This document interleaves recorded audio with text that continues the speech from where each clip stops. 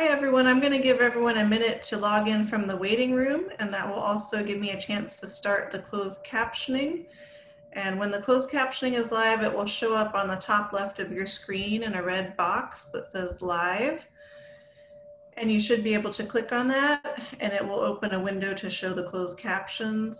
I'll also put that in the chat box as soon as it gets up and running. All right, it should be live now. You can just let me know if you have any problems with the closed captions. I'm just going to post the closed caption link in the chat right now. That way everyone can find it. Closed caption.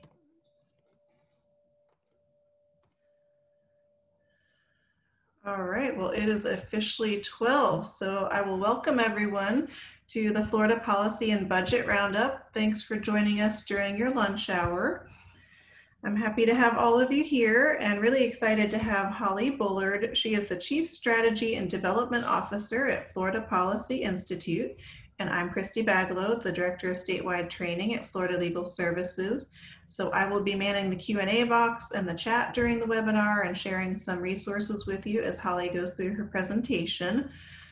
For those of you who are not very familiar with the Florida Policy Institute, Holly will give you an overview at the beginning of her presentation, but I did want to point out that they have a really great newsletter. So I know how it is as a legal aid attorney. You're busy with all your cases. You're not necessarily paying attention to what's happening in Florida, especially with budget and policy matters. So I found their monthly newsletter really, really helpful.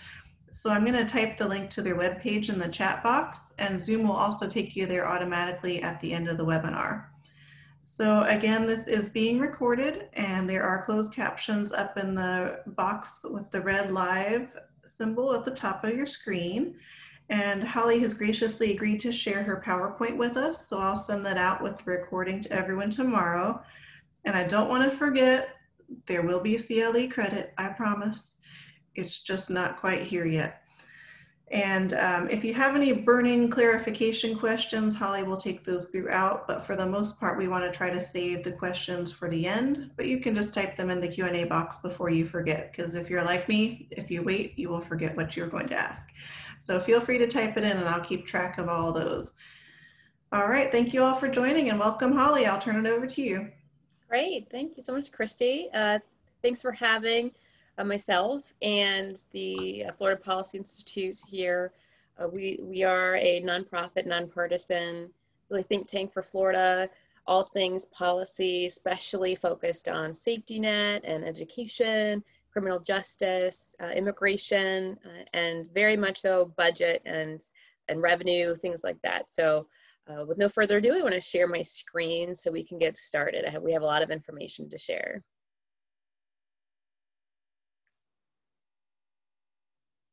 All right, I'll go ahead and start.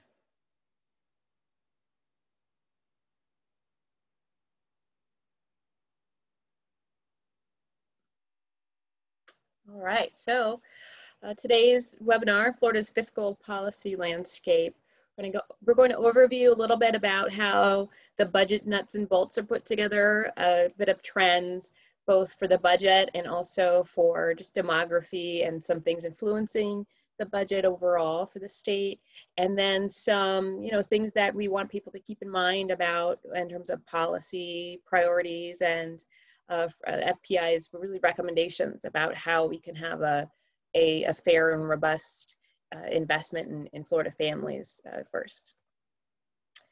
So again, the Florida Policy Institute, or FPI, is committed to advancing state policies and budgets that improve economic mobility and quality of life for all Floridians. We're an affiliate pretty much of a sister organization called the State Priorities Partnership that partners with the Center on Budget and Policy Priorities in DC. If anyone is familiar with them, they do lots of wonderful work up in DC. So we like to follow along with some of that budget work, but here in Florida. There's the team at the bottom there. We actually just hired a new person. His name is Esteban Santis, and he's our budget and revenue analyst in addition to this fabulous team. My name is Holly Bullard, Chief Strategy and Development Officer. That means that I do a lot of our work around development for fundraising, but strategy also, so advocacy or outreach work, sort of like this with you all, want to do more partnerships, speak in more panels and do more presentations, but also have an agenda, proactive policy agenda that really raises up some of the best policy recommendations that we have across the team and helps to drive a little bit of a conversation in Tallahassee. Please sign up for our newsletter. Thank you so much, Christy, for the shout out. floridapolicy.org. You can go to our newsletter section and sign up for that. We also have a fabulous safety net advocacy coalition. If any one of you are involved in SNAP, TANF, WIC, Medicaid issues, areas, or have an interest for that, you can reach out to me and we'll get you on that coalition newsletter as well. Lastly, please follow us on Twitter and Facebook. And Instagram is brand new for us, so new horizons. I really like this quote from former Treasury Secretary Jack Lew because it really helps to frame the conversation that we're going to have today, which is, don't tell me what your values are, show me your budget and I'll tell you what your values are. You know, I think this is very impactful, especially in the time of just back and forth messaging and campaigns. You know, it's election season, so there's a lot of different just messages that are thrown around and the way people talk about certain things. But to a certain extent, you can talk all you want, but you know, the proof is in the pudding. And as Secretary Lew says, the budget is really the moral outline and the priorities for your state. It really says what our state and our people think is important. You know? And so it's really important for the general public to have an organization and access to some understandable documents that highlight the budget and translate it for all of us. So appropriations for the state, meaning spending of the monies that the state raises. And so this past year, we had actually the highest appropriations we've ever had, even after $1 billion of vetoes from the governor.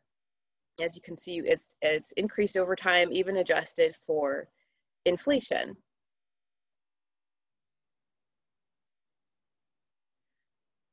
However, if you dive a little bit into that, there's a lot of different things that we spend each year on, and the major areas being criminal justice, general government, judicial branch. By and large, really education and human services make up the biggest chunk of the funding appropriations for the state of Florida. And then you have sort of this catch-all bucket that's natural resources, environment.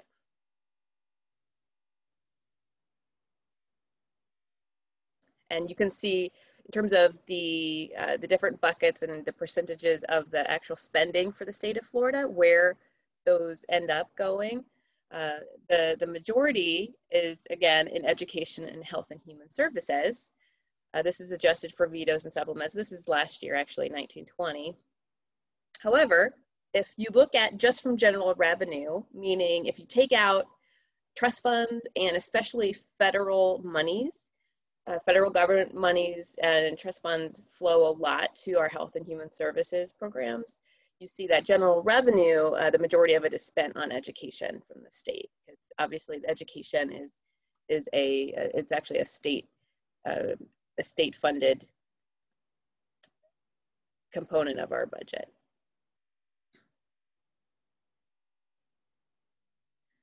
And so, even so, we have some other trends happening here. If you dive a little bit under the surface. Previous slide, we showed that the appropriations are the highest that they've ever been, and they've had an increase even once you adjust for inflation. But when you actually compare this to other states, you see that per capita, because of our growth of population, it's actually not keeping pace with the rest of the United States. Right after 2009, 2010, you saw a lot of the nation really take a nosedive in terms of its funding. But once the economy started to come back, and or in response to the economy struggling, a lot of states actually spent more in order to address some of the struggle of families and the issues that their communities were experiencing. It was really the opposite in Florida. You see these two trend lines going in opposite directions. And as a result, Florida now ranks 46 in the nation for providing essential public services, meaning per capita state and local government expenditures. And so even when the economy was doing pretty well here in the state of Florida, and even though appropriations did increase, our population just grew faster, and along with the needs and the need for investment across the state.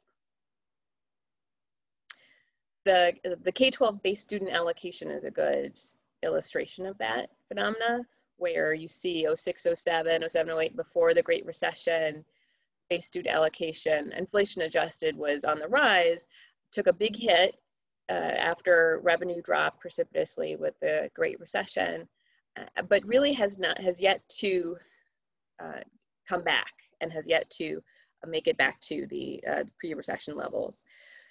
Even going into this year and some of the uncertainties around the future budget with the onset of the COVID health and economic crisis.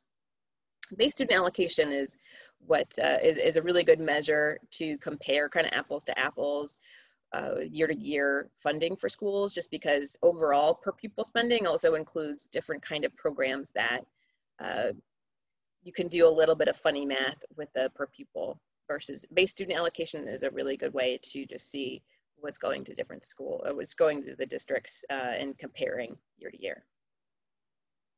So that's spending overall, and the idea that it's increasing, but our population is making it so that it's maybe less powerful than maybe it could be. A lot of driving that is, of course, the revenue that goes into the budget in order to spend those appropriations. If we look at how the state actually raises dollars, or where these dollars come from, we do see that a majority of the money spent on those appropriations are from trust funds. A lot of that is federal government. There's other trust funds, like the lottery trust fund. There's other trust funds dedicated to things like the environment or different sources. Trust funds have a very specific source of funding that they come from, versus general revenue. And general revenue in the state of Florida comes from mostly sales tax and other excise taxes. This is actually a concerning trend for Florida, and just a fact of decisions and priorities of the Florida leaders over the last few decades around, who should we be raising money from? How do we raise money, and how do we spend it? Those are clear representation of priorities of the state. And who we raise money from, sales tax is a big thing in terms of thinking of the economy overall, tourism, hospitality, and can drive a lot of that, but really only about 20%, and that's sort of being generous, of the sales tax comes from tourists for Florida. And that's in a good year, obviously, when we don't have a pandemic crippling our tourism economy. But the vast majority of sales tax comes from folks that are spending out of pocket and on things that they need. So you see a lot of sales excise taxes, things that would be considered regressive, really fuel the general revenue for the state. And so this is why we relate to this poster that you're looking at here. It says, states disguised as low tax are often high tax for the poor, meaning that they rely really heavily on these regressive sales measures that overly are based on lower income families and individuals to pay them, which is what this chart represents. So as you see in the state of Florida, our tax structure has an upside down nature, where the lowest 20%, or those making less than $18,700, pay about 12.7% of their income on state and local taxes. versus the top 1%, only 2.3%. So this is a regressive tax structure versus one that would be flat, or a progressive one that would actually have an increased percentage as you go up. This is very difficult, obviously, because if you are making less than $18,000, 12.7%, compared to someone who's making over $500,000 might not be that much, but to someone at those margins, it's a big deal, and it's the difference between rent and electricity, especially in these times, and putting food on the table for your family. So the way that we raise money and the structure is really important to think about too, not just the total amount of revenue for the state. And because of this structure, Florida ranks 48th in the nation for tax fairness, according to the Institute on Taxation and Economic Policy. And that's largely driven, as you see in this chart, from sales and excise taxes. Additionally, the regressive tax structure disproportionately impacts communities of color, because those communities have a higher percentage of their community who fall into those lower income brackets. And so they would be taxed at a higher rate percentage in terms of the percentage of their income that end up going to state and local taxes. So that's how we raise our general revenue. But then there's also a part of our tax code that Florida Policy Institute calls silent spending. And silent spending is really tax expenditures. So there are things in our tax code that are really written in, and the vast majority of these tax expenditures, so tax cuts or tax loopholes, some of them that have been on the books, a lot of them since the middle of the 20th century, and there's nothing in our laws that force the legislature to look at them or to sunset or to evaluate them. So there's a lot of these unevaluated tax expenditures that really grow as each year the legislature can add more and more, especially since 2010. So we've seen a huge uptick in tax expenditures or silent spending since 2010, culminating in this fiscal year, $21 billion. And for some context, that's equivalent on what the state spends on K-12 and higher ed in the state. Maybe about half of these tax expenditures really go to things that you can connect to, families and what they need. So a large amount of them go towards things like grocery tax expenditures, so sales exemptions for groceries, which is very important for those families that we were just talking about that really carry the brunt of the sales tax in Florida. However, there are a lot of them that go to corporations, that go to sort of these out-of-state corporations, other kind of loopholes, some things that are really difficult to understand the basis for, or that the state different agencies have determined aren't actually as valuable as the money that we put into in terms of silent spending. So some of them are they're supposed to stoke the economy by having a tax loophole for certain industry, let's say, but in terms of the actual agency overseeing that, there's been a few that also have been determined not to be worth the trouble or don't have the return on investment. So this is a key component to the budget. So when we look at that budget, 91 billion last year, 92 billion, there's also on top of that the silent spending $20 billion, where it's this other side of the equation, where it's something that we really want to raise awareness about when we talk about the budget. So what's really driving the budget shift over the years and the trends? One of the factors really involved in that are economic and demographic change. First and foremost, the increase of our population. We've hit 21 million in 2018, probably 22 million.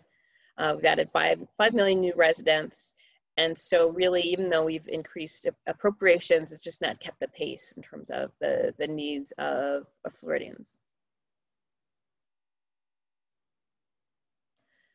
On the same note, we also have an issue in terms of our overall poverty level. So the census each year releases the poverty level for states. But if you actually dive a little bit more into the census poverty data, you see that the census also releases something called the supplemental poverty measure, which FPI really likes to highlight for partners and the public, because it not only has just the sheer income number, it also incorporates the cost of living and the support of safety net programs and tax credits, etc. So it's really more holistic and realistic as a measure of poverty rather than the basic poverty measure. So the supplemental poverty measure for the US, which looks different. So if you were to line up the states under the original or the basic poverty level, it looks different. And you see certain states pop out. California, DC, Louisiana, and Florida are the top 4 for the supplemental poverty measure. And so when you take into context the margin of error, Florida is actually tied for second worst in the nation in poverty when you actually look at the supplemental poverty measure. And that has to go with the fact that cost of living in Florida, despite maybe the feelings broadly across the US about Florida's cost of living, we actually have a fairly median to higher, depending on where you are in the state. And then the lack of safety net, robust safety net programs really influences this. And so that's where you see Florida and Louisiana really vie. And of course, California's cost of living pushes them up there too. So Florida's poverty and our families really have a lot of issues that we can look to the budget and the priorities reflected in that to invest in. Affordable housing has been an issue even before the pandemic. The living wage for a 2-bedroom housing wage would be $21.50. Florida actually has the highest share of cost burden renters in the nation, which strikes some people as a surprise, but it's true. And a worker earning minimum wage would have to work 84 hours a week to afford a 1-bedroom rental. So these are all adding to the context of how we influence the budget and different decisions made. We can also look at the outcomes of what has happened over the last couple decades as a result of maybe some underinvestment in some areas. To go along with that, you see that per pupil funding remains 23% below pre-recession levels. And that really influences some of the ranks of Florida of our outcomes. Even though some of this has changed a little bit since 2017, but you still see some of the Florida rankings be very difficult to overcome, even when we're in such a deep hole.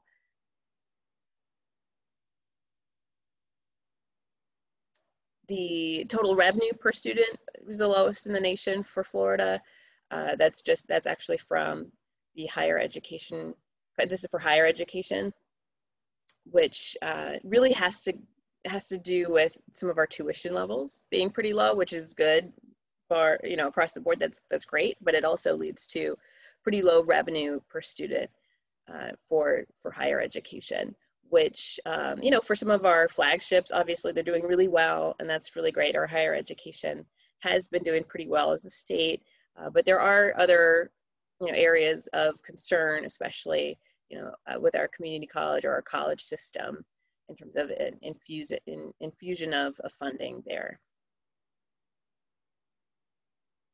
Back to some of the trust fund issues where there can be some shifting of funds, and whereas there are some funds that have the ability for the legislature to decide sometimes to use monies in ways where that wasn't originally how either the legislature wrote the legislation around it, which would be the case for this Sadowski Housing Trust Fund, There's other trust funds as well that sometimes they dip into, like the Florida Forever for the environment. Just Sadowski Housing Trust Fund is something that has been very difficult to keep whole, even despite the affordable housing issue in the state, and what we will see in the next few months really snowballing along those lines. So you see over the last decade, about $2.5 billion has been swept, which would have equated about 94,000 affordable housing units. Health rankings, Florida finds itself in pretty much the last quartile of state's overall or state system performance. Our uninsured rate is very stubborn, and it has been increasing over the last couple of years. And investments in things like mental illness and children and adults with developmental disabilities rank very, very low in the state, as many of you know. So in light of those outcomes and poor rankings, and in light of different budget trends, there are some messaging and sort of things to remember, rules of thumb that FPI would love for you to take from this.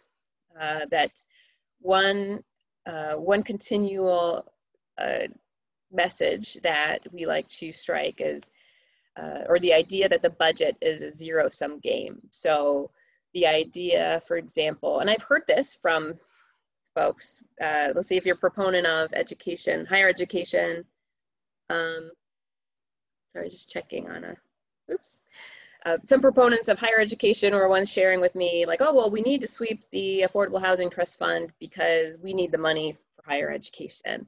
And that's really because legislators are telling them, well, there's no money, I'm sorry, for your priority. And you need to tell me where to get that monies from, and often pointing to other important things like affordable housing or health or education. And so you get this idea batted around as the budget being a zero-sum game, which really counters the idea of having that silent spending that's about $20 billion every year. And so if folks can kind of have the same sheet of music to go from, it would be much easier to rebut some of this and be able to get together on the same page. Revenue to fund priorities is there, and it's something that we can address. Things that are important are things that we should all get together for, right? Dollars tend to stay local is another thing to remember for investments from the state for the economy. So as the state invests in education and health and other areas of concern, environment, housing, those monies also help to buoy and boost the local economies and generate spin-off economic activity. There's also really interesting ideas, and I think if there's any time to be creative, it's really now, where we have this big crisis that is really influencing and is going to influence the budget discussions next year. So there's been really interesting ideas, one of them being a workers' family tax rebate, which is a state EITC. If you're familiar with the Earned Income Tax Credit, it's a federal program that's very effective in lifting families out of poverty and being a boost to local economies and families.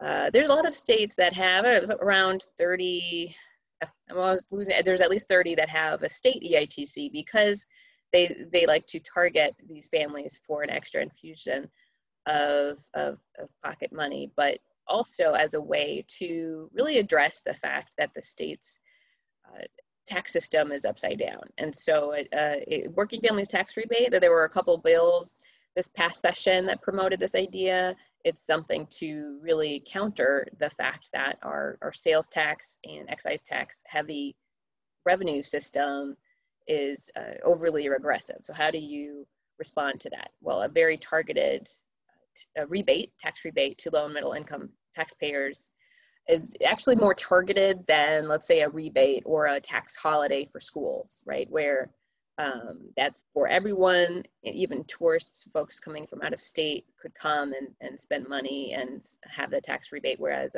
a a tax, I'm sorry, not a tax rate, a tax holiday, whereas a tax rebate is a little bit more targeted to these taxpayers that are currently carrying the burden of our tax system. There's also other revenue opportunities to really address some of the priorities of the state and the needs. One of them being sales tax on online sales, which the fact that the state hasn't taken up this area of revenue yet and enforced sales tax on online sales means that we're one of only 2 states that have yet to do so. And probably about $400 to $500 million being left on the table every year for this, and really puts your brick and mortar small business folks at a disadvantage. So you see a lot of people and businesses, even the chamber, being a big proponent of sales tax on online sales as an opportunity to infuse some funding. And just for some context, that's about what it costs for the teacher pay raises that were funded this past session, but depending on the next budget is going to be very difficult. Also something called combined reporting, which has to do with where corporations say their money is spent and where their headquarters are. It's a fairly arcane way of trying to shift monies one place or another for corporations. But we are one of a few states that don't do this combined reporting and therefore leave some money on the table. And it's not necessarily like a tax increase, it's more about actually having corporations be a little bit more forthright with the monies that they raise and spend in Florida. We can reduce our revenue loss by about $1 billion for that. So there's a lot of these different opportunities to think through rather than just immediately going to cuts for things that are really important. Because obviously, when we are 46th in the nation for per capita spending, there's really not a lot to cut, if it's already to the bone. And that's where we are now at the heels of 10 years post-Great Recession. We are now to the bone and looking at a couple really tough budget years upcoming.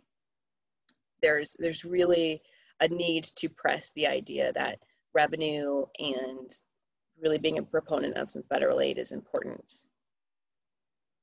Additionally, tax expenditures that we talked about, the silent spending, they're not routinely examined. So a really quick, easy thing for the legislature to do could be requiring evaluation and sunset of tax expenditures, just so that they don't go on in perpetuity and so they don't live past their purpose and they are evaluated just like the rest of the budget. And so I wanted to end, there's my name and my contact information. Please follow us on Twitter and Facebook. There's a lot of, back and forth about the future of the budget. I think that is something that I can speak to too, if there's any interest around that, where we have the budget that the governor signed, and then there's the sort of messaging for right now, and then there's post-election, when the legislature comes back and has to address, a possible shortfall, especially without potentially the federal government coming together in Congress, actually giving more state revenue boost, which is what was mostly expected, and we're not really sure if that's going to happen now. And so there's a lot of uncertainty at the moment for the future of budgets, but hopefully that was able to lift the lid a little bit on how we look at revenue and expenditures in the state of Florida. And with that, I'll take some questions if there are any. Thank you so much for all that information. It was really helpful to me as a non-numbers person to see it all broken down nicely. I really appreciate that. That's not my forte for sure. Go ahead and type your questions into the Q&A box or the chat if you have any questions. Let me just check. I don't see any right at this moment. Holly, I was wondering if you could speak to what advocates can do as far as advocating for a more fair budget for Florida, especially those who may have legal services corporation restrictions at work. Creative ideas for how we can advocate. Well, yeah, I'd have to say I'm not as familiar I know about a little bit about the evolution of those restrictions. And so I think education of anyone is always allowed, right? And so connecting with some of the one pagers, and this is sort of a plug for us for FPI, that if you are interested in talking to your legislator about the budget or implications of cuts and or the need for exploring revenue, we'll have a little bit more available on our site when we're expanding our advocacy and outreach pages, and so for our website. And so in a couple of weeks, and so be sure to sign up for our newsletter so that you will be the first to know when those are available. And so basically education is always appropriate, and so even education of different types of opportunities to explore either revenue or the implications of different budget cuts. And so even if you are barred from, let's say, promoting a specific policy ask, there's always that opportunity to say, well, because of the budget cuts over this time, this is what has happened. FPI has put together this list of revenue options just as an FYI. And they also have, we'll also have different one pagers on different types of topics as well, depending on your specific issue area. But I would say leaning towards education is always okay. And so there's always that to stand on, I'd say, and to say, look, that these are the implications of potential cuts or budget cuts. And so you don't always have to say, make a specific ask when it's pretty overly obvious, the implications of something, I guess. Okay, that'll be a great resource. I'll definitely keep an eye out for that and encourage everyone to sign up for your newsletter at floridapolicy.org. That way you'll see when those one pagers are posted.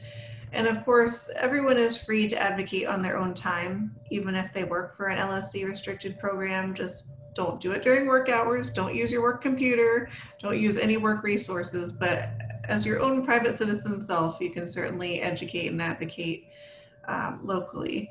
So I encourage everyone to do that. I didn't see any questions come in, just lots of compliments about a very informative webinar and clear and organized presentation. Yeah, I really appreciate that, Holly. It made it very clear exactly where we are in Florida. Now, this is a big ask. Do you have any happy thoughts for the end here? Is there anything good on the horizon?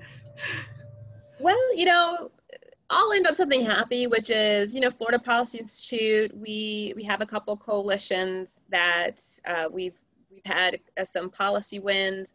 And again, we're nonpartisan, and so we work with everybody who's interested in the work around the areas that we focus on.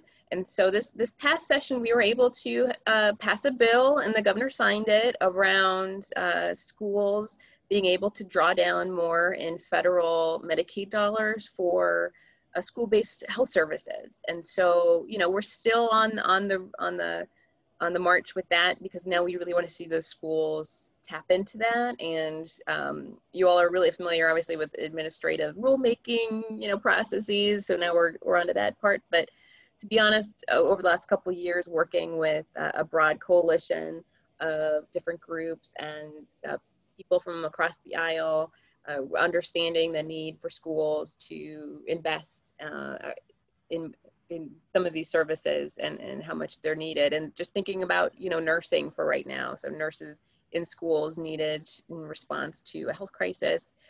That's where those dollars can be drawn down. And so we're hopeful that some of the rulemaking, obviously the sausage making, continues even after the governor will sign a bill. But in light of all of this, we had two legislators who were from different parties and came together, and it really was a good signal that there's good policy is a team effort, and that's I think continuing to beat the drum on certain things. Administratively, we've had a few we would consider defensive wins, but it's really educating around the needs of families and the impacts of certain decisions that may be unintended, including reinstituting work requirements on TANF and SNAP in the summer, which was what there was an intention to do so, and we were able to work with a whole slew of folks.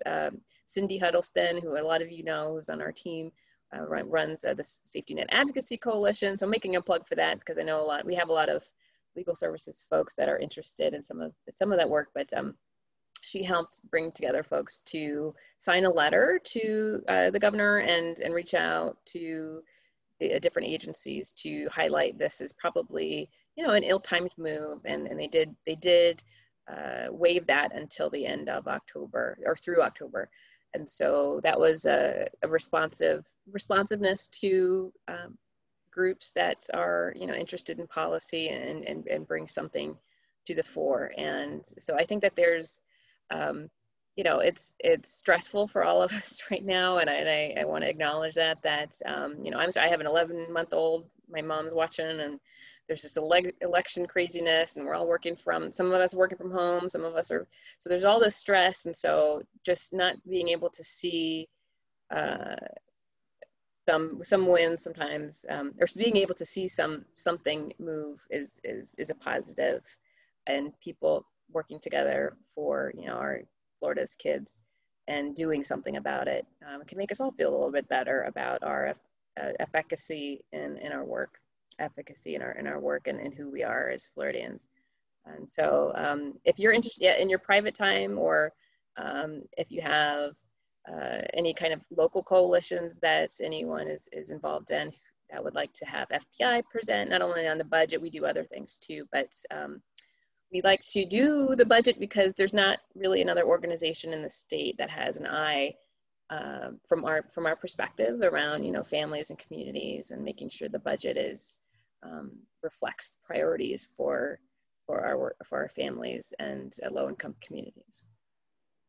Thank you so much for helping move the needle in Florida. I know it's not easy. And everyone, there will be a survey at the end. So if you have any suggestions for future trainings, maybe we can talk Holly or one of her fabulous coworkers into coming back to present about it. But again, thank you so much for this really clear and informative presentation about the budget and policy and what's happening. So we're all up to date. Thank you so much, everyone, for attending. There will be an email going out tomorrow with the recording in case anyone missed the entire webinar. And I promise I will send you the CLE credit as soon as I get it. And Holly has graciously agreed to share the slides, so I'll make a shared Google Drive for that everyone can access. And that's also where I will upload the CLE certificate once it comes in. Oh, I thought we had a last minute question, but it's a last minute comment from Megan Wall. We love Cindy Huddleston, a true legal aid hero. Just hearing her name makes me smile. Well, she's a rock star. Yes, I'll say that. You are very fortunate to have her. Well, thank you so much, Holly, and everyone at FPI for all the work you do. And I hope you have a good rest of the fall. Thank you. Take care, everybody. Bye.